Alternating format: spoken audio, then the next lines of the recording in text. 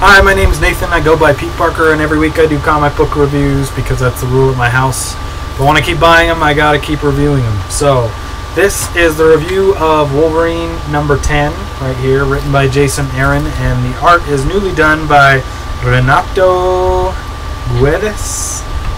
So there you go. You're gonna have to forgive the fan going on in the background. It's over 100 degrees in the garage tonight, so it's going to be going for this one. If you really, really hate it, then complain, and I'll probably not do it again. Okay? Deal? Deal. So this story, just ending on the last one, Wolverine's come back out of hell. He's found out who put him in hell, including Mystique, and he went and killed her, and now he's going after the secret organization. Yes, another one. That's been manipulating him and watching him and controlling what happens to him over time, called the Red Right Hand. So he's going to go after them, and they're in Mexico.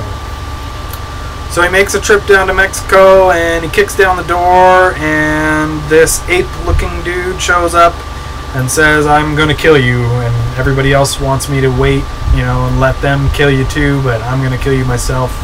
And here's the ape-looking dude. You gotta really see that because it's really weird. And then his power is really weird too. I think at some point he's called Cannon Foot, and he drops little cannonballs onto his long feet and flings them.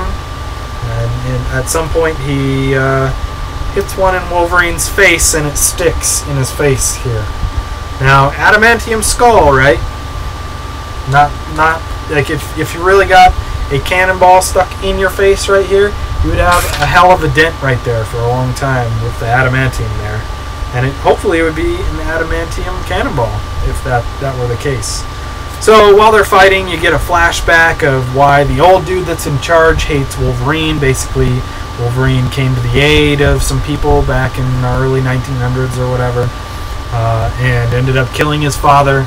And so he hated him ever since then, and he's been tracking him for all this long. And he grouped together a group of people who have all had loved ones lost because of Wolverine one way or the other, and even found out his name over time and tried to kill him a couple times as he got older, but he found out that Wolverine doesn't die and doesn't remember things very well.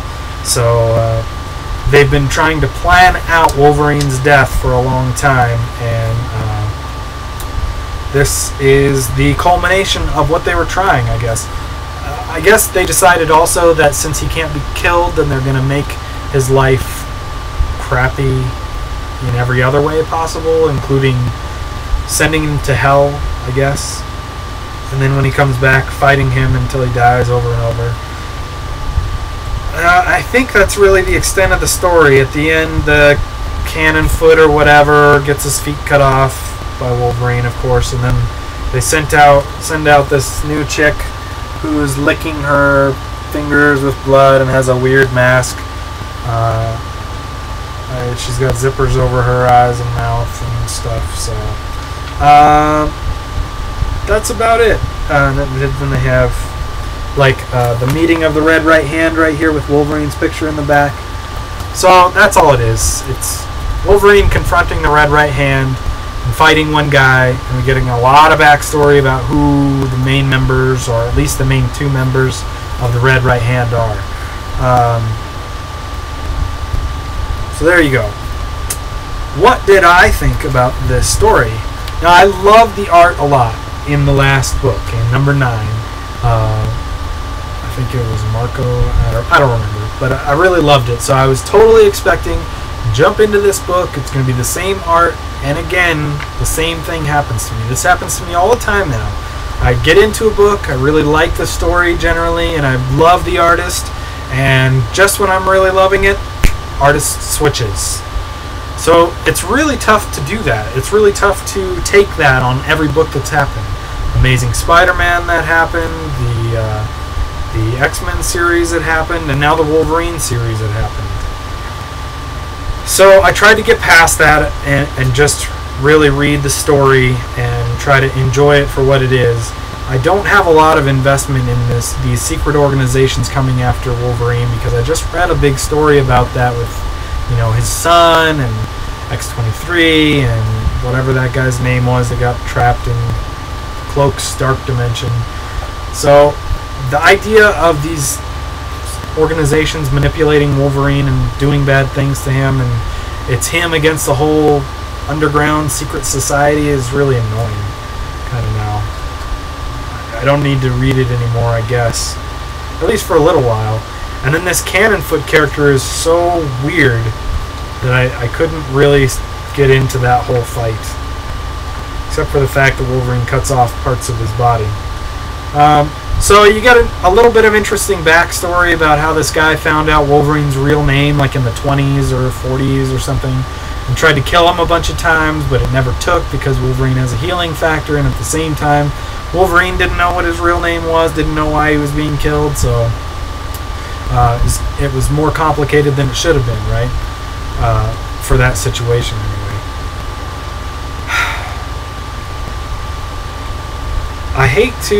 I really like Jason Aaron. I love Jason Aaron writing Wolverine. I can see how this is going to be interesting in the future, hopefully, but it's got a lot of elements that I didn't like. The main bad guy character, the secret organization, the art change, all of those things made me unhappy with the general result, which is really sad because I was loving this book so much just one issue ago. How can it go from one to the other so quickly? It's crazy.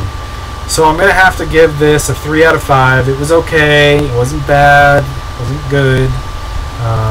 We'll see how it develops. Maybe in the next issue again they'll change artists, or maybe the story will get more interesting, or maybe the bad guys will have more interesting abilities or be more interesting in general. Hard to say. And what's with all these bad guys that have all these powers that are hanging out everywhere, but they're not mutants, right? There's a limited supply of mutants in the world, and yet there's a never-ending supply of bad guys who have abilities like being able to kick cannonballs from their giant feet, but they look like apes and all these weird things, but they're not mutants. I fail to believe that there's that many radiation and lab accidents happening to create all these bad guys too, but whatever. Just a side thought for you. So there you go, Wolverine number 10, 3 out of 5. Not great, not terrible either, but I was disappointed. So there you go. Check out my other reviews on YouTube as Spidey207, on Comic Vine or Marvel and DC databases, or iFanboy as Peteparker. So thanks for listening, and we'll talk to you next time.